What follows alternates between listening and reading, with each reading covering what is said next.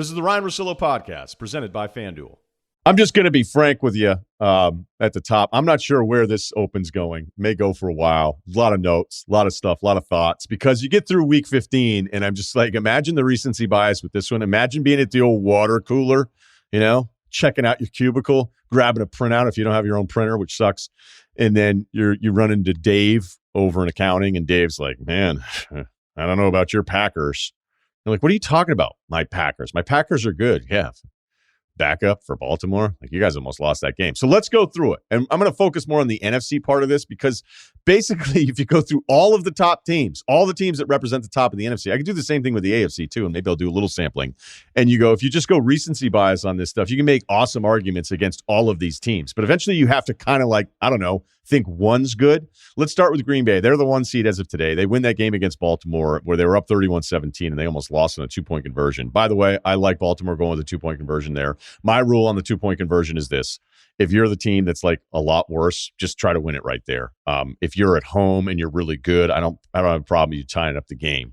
So the Harbaugh criticism the next day, look, if you don't like the play, fine. But, sometimes you run a play and the other team has a great call against it. If you're telling me half the field shut down and Huntley can't run around, all right, I'll allow that a little bit. But there's way too much. I like the decision. I don't like the call, which gives you kind of an out if you're a pro 2-point conversion. My rule is simple. Again, if you're a bad team against a really good team and you have a chance to win it with a 2-point conversion, just go ahead and do it. So I like the decision. But Green Bay, let's go over their resume real quick. They had a week 1 disaster against New Orleans, which we now know is a fake result. They lost to Kansas City with Jordan Love, and they lost in the last-second field goal a few weeks ago to Minnesota. That's it. Those are the 3 losses. They still don't have Jair Alexander at corner. Za'Darius Smith's out. One of their other defensive linemen didn't play in that game, and Bakhtiari is practicing and coming back. So they are positioned really well despite blowing a lead to a Baltimore team that had their backup QB, and they were like a 9-10 point dog. Let's talk about Tampa. They're 10-4. Their losses are against the Rams, which was early on. It felt like a monumental win for a Rams team that had their own problems. We'll get to them. They've now lost to New Orleans twice again this season.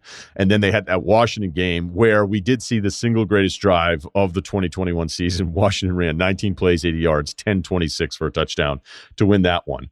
I know that Arian said that he was more concerned, other than the shutout last night, that he lost 7 starters. I don't think he was saying that necessarily as an excuse, because this is the whole point of the NFL. This is where we're at right now. Hey, what happened to that team? Well, a couple things could have happened. The schedule could have gotten easier, and they could be healthier than everyone else. And conversely, the schedule could get tougher, and they're missing a bunch of dudes. So missing Godwin, missing Evans, missing Fournette. I mean, that game was so bad from Tampa, whether it was Brady's fumble on 3rd down, Gronk with a drop that looked like it was in hands. Vaughn had a drop. Vaughn fell down on a route.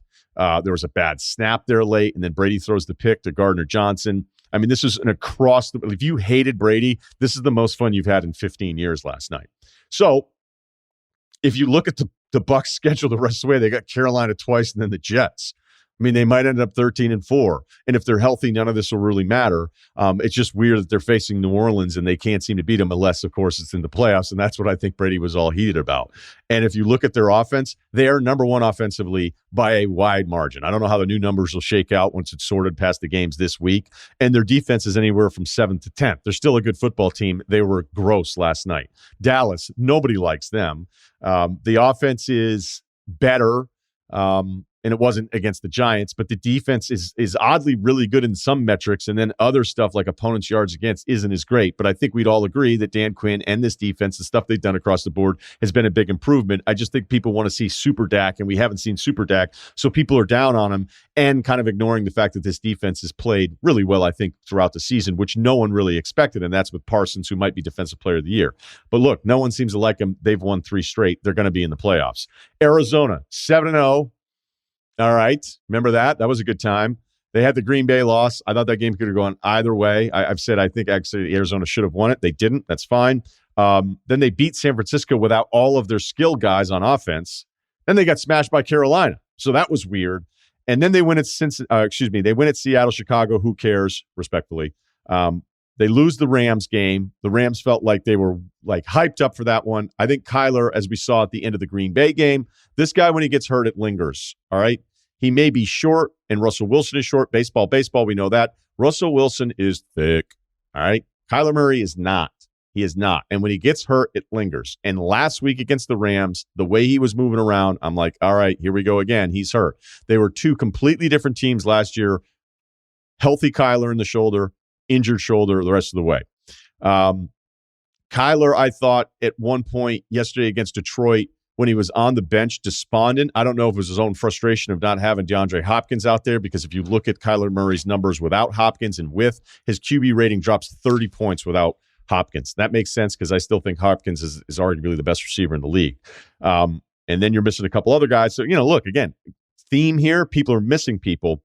But this is now a stretch where, especially when you lose to Detroit, who doesn't win a ton of games if you're new year, it starts leading into, hey, Cliff's losing it again. I saw Mike Sando's piece today where he included the Texas Tech and Texas A&M starts to compare it with the NFL starts. I love Sando. Texas Tech doesn't play anybody in the non-conference. That's why they would always start 3-0. So I don't know that correlation is the most fair way of doing this. I think Cliff is better than other people do. And then when it came down to the field goal decisions yesterday, I got a text on the third field goal decision. I'm not going to say who it was. The phone was at the other end of the couch, so I could focus on the games and not look at my phone. And right as the text was going off, I knew exactly who it was, and I knew it was exactly about Cliff Kingsbury. Let's look at the fourth down decisions here again. Kingsbury and Kyler, they go for it on fourth down the first time. They don't get it. The second time, down 17-0, they kick a field goal, and Aqib Talib's like, well, wait a minute. Why did you do it then? And now why are you kicking field goal here?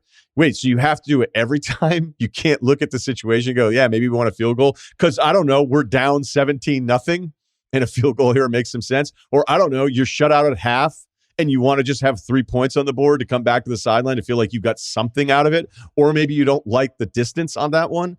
And then the one on the third one down 24-3, I have no explanation for it. So now we think Kingsbury, it feels like there are more people out there saying he's a bad coach and not a good coach, despite the fact that I thought he was brought in to develop Kyler Murray. And at one point before Murray was even hurt this season, he was a strong, strong candidate for MVP in a franchise that doesn't really win a ton of games.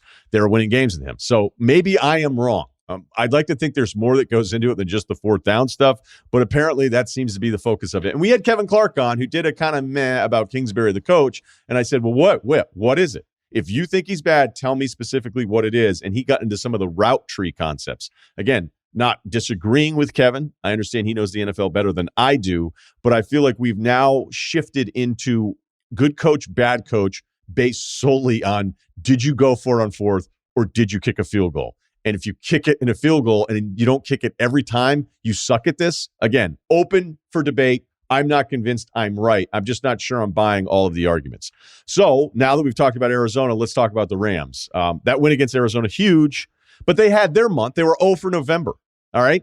Stafford and McVay had a 3-game stretch where it was worse than anything we saw from Goff and McVay.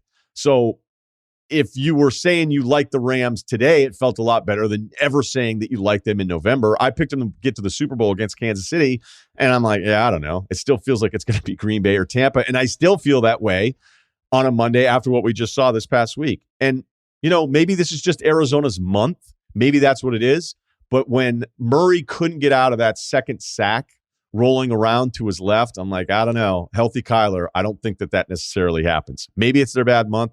Or maybe they've been exposed, or maybe it's just they're missing DeAndre Hopkins. But that's what's going to happen to a lot of these teams. It's not that they're different. It's that they don't have the same guys. AFC, we could do the exact same thing. Kansas City's the number 1 seed today. New England winning in a shootout at least once in a playoff game. I don't love that. I could use maybe Saturday night's game against the Colts and say that shows that Mac Jones can't win a shootout. I just think the Pats sucked in that game for a million different reasons. They made a bunch of mistakes. The Colts were better. I don't feel like they gave it to Indy by any stretch of the imagination, but I just thought it was one of those games where everything was kind of awful, almost like a mini Tampa. By the way, Bill Tom rankings. Are we finding out a year and a half, almost 2 years later, that it was all Bill? Still not enough data, waiting to make a decision.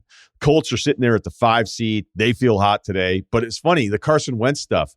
People are like, oh, there he goes again. Wentz kind of sucked Saturday night, but you know what he hasn't done? He hasn't turned the football over. He had the 4th lowest interception percentage.